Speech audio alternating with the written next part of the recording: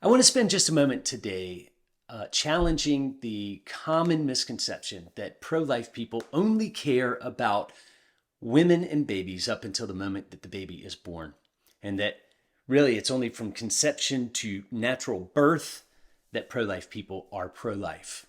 Otherwise, we're hypocrites. We're actually not pro-life at all. We're just pro-birth. Is that true? I would think that it would be pretty obvious on its face that to call Christians only concerned about uh, people from conception up until birth would be an easy thing to demonstrate as something that's provably untrue, especially from a historical sense. So before I put it in the context of abortion in babies, let me put it in the context of history. Let me take you back first to the ancient practice of foot binding in China. It used to be that men considered women more beautiful if they bound their feet, if they had small feet. Small feet meant that women walked daintily and swayed as they walked. And so in order to please men, it became a common practice in China to bind women's feet. What that means is when a baby was born female, they would soon after begin the process of breaking the bones of the foot and using strips of cloth to bind the foot together so that it was impossible for it to grow. It was not uncommon for feet to never grow more than 4 or 5 inches long, even as adults, because they would never take the binding off for the rest of their lives. Horrible practice, very painful. Many women lost their extremities, lost their feet to amputation because of this practice. During the Qing Dynasty, I think upwards of 50% of all women in China had their feet bound. And of the aristocracy, virtually every upper class woman in China had her feet bound by her parents when she was born because it hurt your chances of being married if you didn't have bound feet. It's considered savage and backwards and brutal if your feet were not bound. I arrived in China in 2003, and the Communist ruling party in 1949 officially put an end to foot binding. It was already almost extinct at that point. But I remember in 2003 seeing old ladies with feet 4 or 5 inches long, grown old ladies with feet 4 or 5 inches long. I think those days are past that you'd see those women in China now.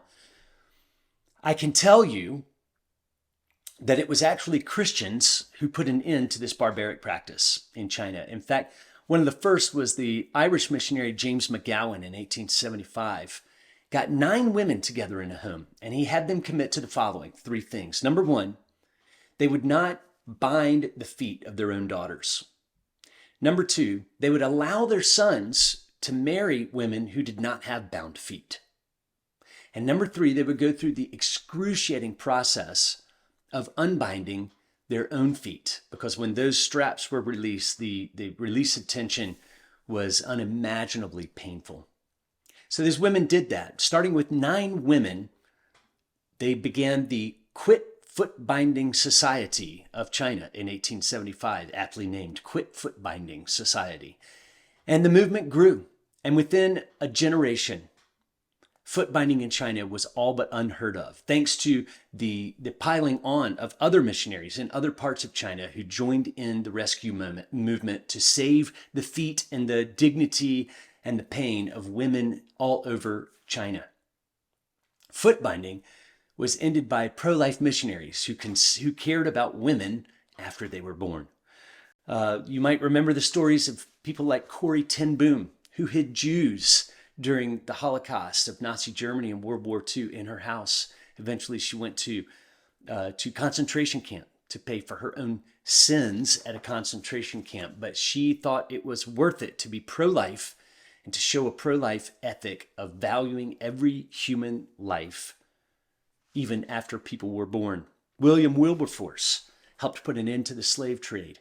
William Carey went to India and virtually ended the practice of sati, which was when men died and their bodies were burned on a funeral pyre. It was expected that their wives, in loyalty to their husbands, would throw themselves onto the funeral pyre and burn themselves alive to show solidarity with him. If they didn't do that, they were bad wives. And so there was pressure. And at some points, women were even thrown into the fire because they wouldn't jump onto the fire themselves. That practice was outlawed by a life-loving missionary William Carey. Mary Slessor went around Nigeria and collected twins who had been discarded because nobody knew if you had one baby, they knew who the father was. But if you had two babies, it must be a demon that was the father of the second baby. And you wouldn't know which one was the demon baby and which one was yours. So twins were commonly discarded. She adopted over 120 children herself because she collected twins in Nigeria. It was pro-life Christians who took the point of the spear on the Underground Railroad. It was pro-life Christians who invented the Red Cross. It was pro-life Christians who invented the ideas of universities and hospitals. It was pro-life Christians who invented the ideas of orphanages. Hospice care was invented by Christians. The Salvation Army was invented by Christians. The Braille language was invented by a Christian who wanted to be sure that blind people could still have access to and read the Word of God. Anywhere you see the addicted, the widow, the fatherless, the orphan, the imprisoned, the homeless, the unemployed, the undereducated, the mentally unwell, the elderly, the refugee, anywhere you see anyone who is otherwise marginalized, you will find Christians leading the charge to minister to the needs of those people. So it is an absolute fabrication, an absolute abomination to call pro-life Christians hypocrites because they only care about babies up until the point that they are born. I can tell you with PassionLife, we care very deeply about the babies after they have been born, including the mothers. We have programs all over the world to help people learn how to be better mothers, to learn how to grow in their mothering, to find jobs, to find housing, to find better employment. We work with women for years and years and years after a baby is born, whether they make a profession of Christianity or not.